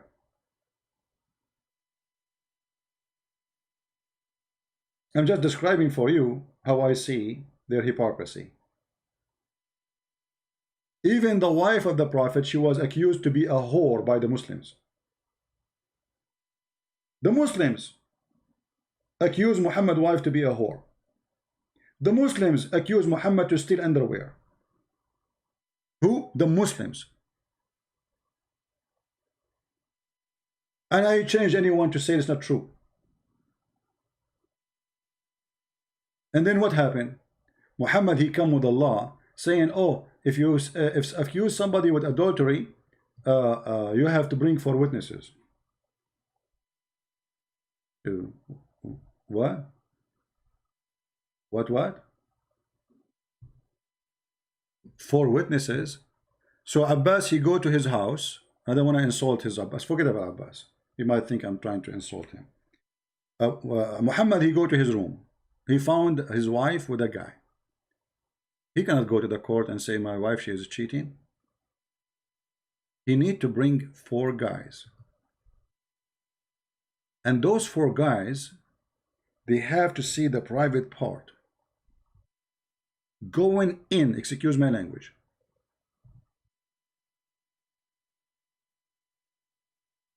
The private part of the women. The 4 of them. How that can be? How that can be? Have you ever heard of a stupid thing like this? We have to find 4 witnesses, and all of them, they have to see the private part. So if they are doing it and she is wearing her skirt, they will not see anything. The Arab man, he is wearing his dress, long dress, is going to be covered too. They will see nothing. So if you see, there's a story actually about a guy, he came and they found him having sex with the Muslim women, and even the witness, they describe that he saw her legs around her neck, making his head like a head of a donkey, like her feet. I mean, description is funny.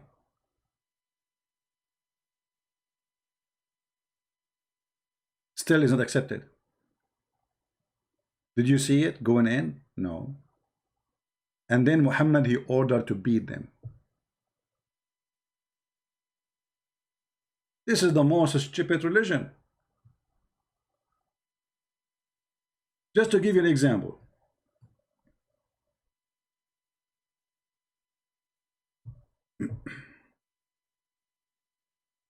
But let me first see if I can find this hadith here.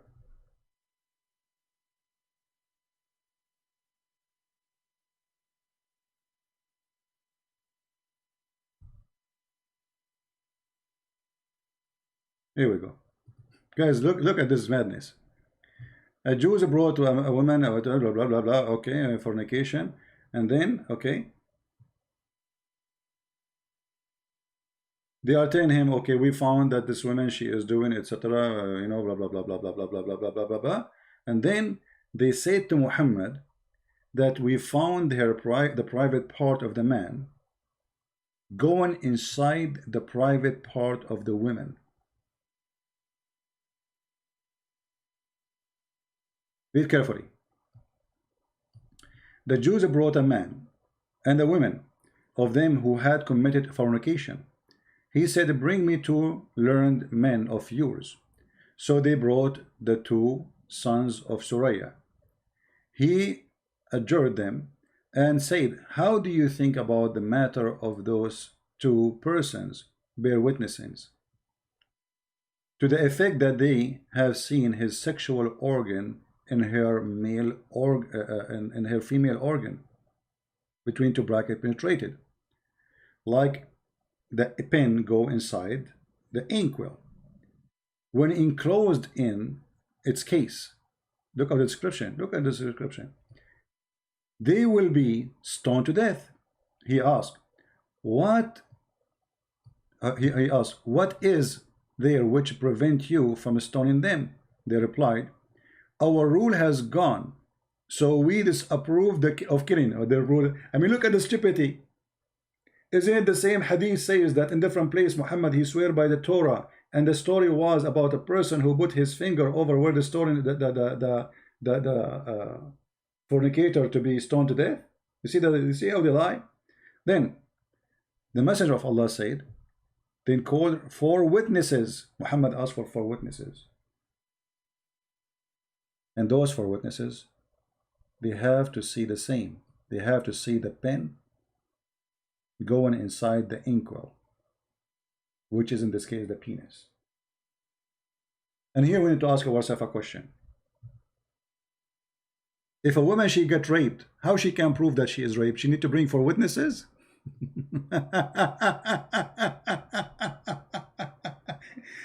Not only it's impossible to bring 4 guys, and they have to see your wife, excuse my language, guys, forgive me please, her legs is wide, forget, I'm not going to say anymore. You know what I'm talking about. How you can prove such adultery? And Muhammad, he made this rule because of his wife Aisha. They accused Aisha that she was sleeping with Safwan. How many witnesses you have? 3? Okay, I will make them 4. So he said 4 witnesses. 3 is not enough. 2 is not enough no more. Imagine in the case of murder, you need 2 witnesses only. In the case of fornication, you need 4. And what for? They have to see the private part of the man going inside the private part of the woman, which is impossible. I mean, why the guy will wait for you? The second he hears somebody coming in the door, He stopped. Or he keep it in, excuse my language. You saw nothing. You have to see it going in and out.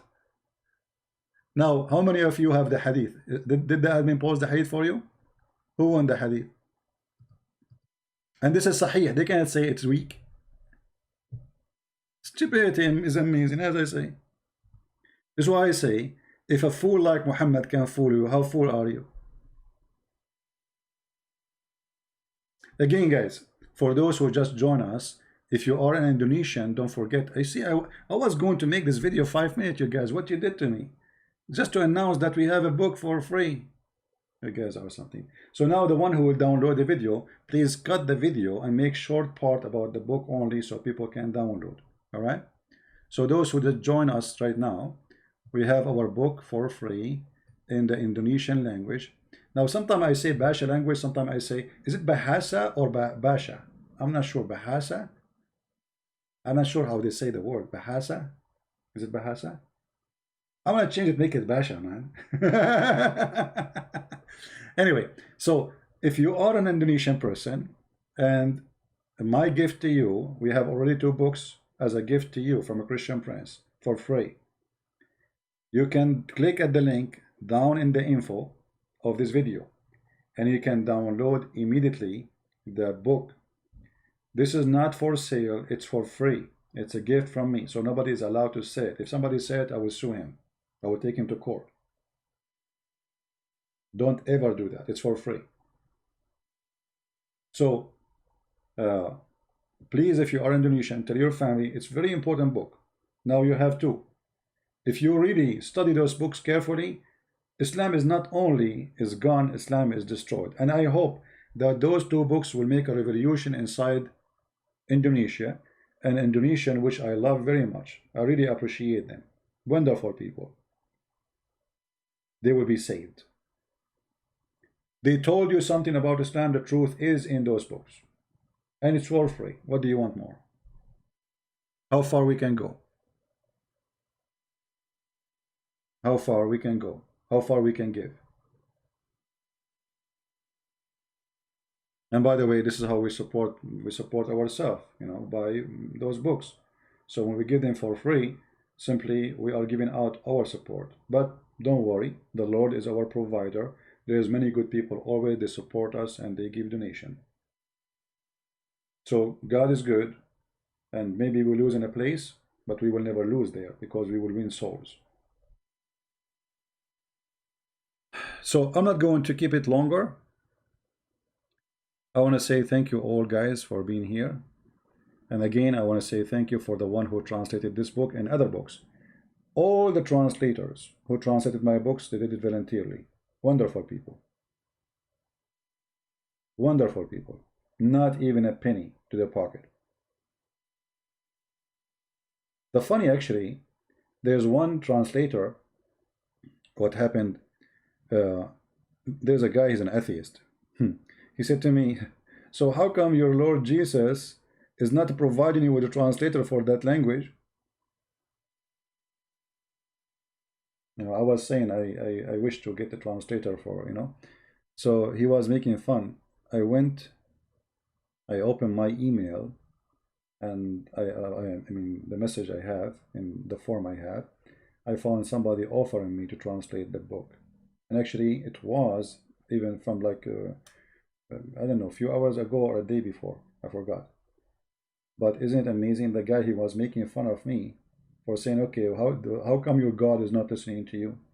You want to translate the book, you know? God is good, and the Lord, he sent us the good ones, and they do volunteer jobs, which is really beautiful. So I'm very thankful for them.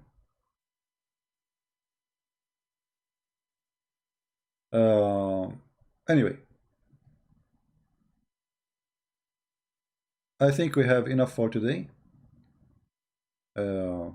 And those who will download the video, please cut it, make short video about the book in the beginning, introduction, and that's it. You can load it and put the link underneath so people can download the videos. All of you do that. Share in your forum, let everybody know, let Indonesian read it for free, especially Indonesian Muslim pages, you know. because you know those Indonesian people, they are very nice people, and they don't know better. I mean, they grow in the family, they are Muslims. Since they are kids, they say to them, Muhammad is an amazing man, Allah is a wonderful God. That's it. But the truth is, Muhammad is the most ugly, disgusting human being ever exist in Arabian Peninsula. And me myself, I'm ashamed of him that he's an Arab like me. I'm not proud of him. They gave us a very bad image. Islam gave us Arab a very bad image, to the point now, the second I say Arab, people don't want to be around me. This is what the filthy Muhammad does. I go in the airport, long line of security. Why? Because of us. This is the truth.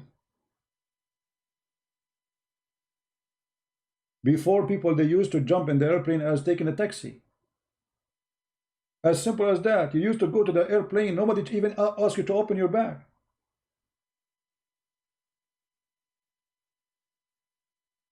Because of Muhammad now, we spend billions of dollars for airport security, for police security. Just 3 days ago, 2 days ago, a guy from Libya, he shout Allahu Akbar, start stabbing people in London.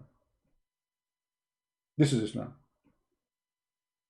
And the funny, the Muslim, they make themselves heroes defending the black African. The fact there's some African, they got stabbed between those people too.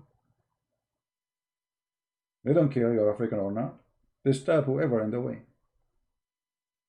And then the second you say to them, how this happened, they say, this is not Islam. Well, Muhammad did the same. Those Christians, they were laying down between, there was atheist, there was a Christian, God knows who was there. Laying down in the park, in the sun. The devil came, start stabbing them. This is Muhammad. The Christian, and the Jews were laying down in Jerusalem. This is their park. This is their secure refuge camp. The devil Muhammad come to them in their home, invade their home, took their home. And then they claim to be victims. This is one of the things about Islam. Muhammad, he kill you. He is the kind who will kill you, and he will go in your funeral. And he will say the guy was a good guy, by the way. But you are the one who killed him, aren't you? So I want to say thank you guys for being here. May the Lord bless you. For the last time, please download the video before the link down. As you know, I don't keep my videos. For those who are asking me why my videos don't stay, I don't keep them. Subscribe to other channels where they download my videos. There's many of them. Depend in your language. If you are from Indonesia, there's many Indonesian channels download my videos. Always subscribe there, and you will be able always to be updated. I don't keep videos on my channel because of many reasons. But number one reason, I like people to download them, share them. So if one day we lose this channel, we lost nothing. Or we have them all over. Like now, the guy, he called me, he says, where we can find the answer for this story? So we said, okay, let's go and search in Google. And we find it in one of you downloading the video. This is how we can preserve it. Save them in your G drive, save them in your computer, save the videos in whatever you want. You can even make accounts which are not open in YouTube, which means nobody can see the videos, just to back up your videos, you know what I mean? You download the videos, you make an account, you load their 1,000 video. Make them all private, nobody can see them except you. And one day, and make another account which is open. People can join, see, watch.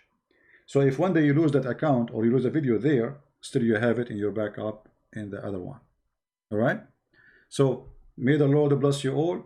I apologize, I have to go. I am just trying to fix and doing some repair in my my house. It's a very old house and need a lot of work, and we need to do some work. So I want to say Christ is Lord, and no better name than his name. Not heard of someone have an equal teaching to Christ, no matter how good he claimed to be.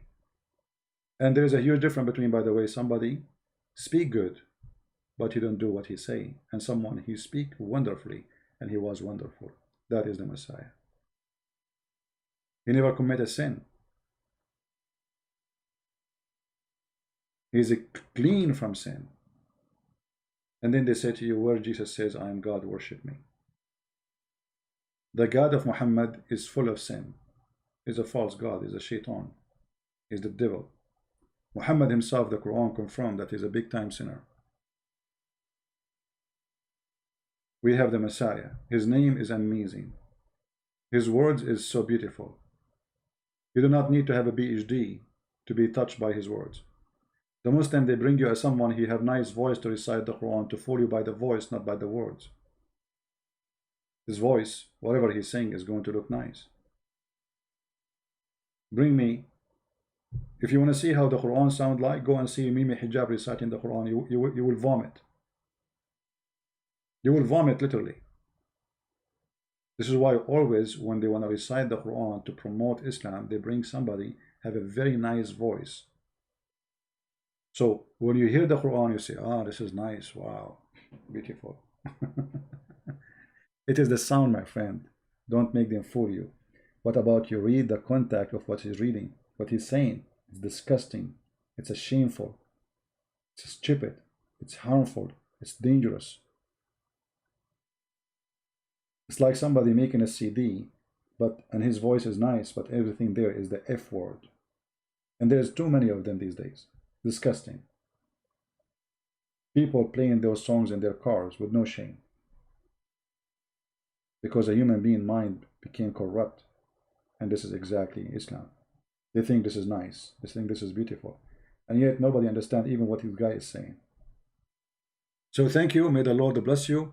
And until we see you soon again, Christ is Lord, Islam is false.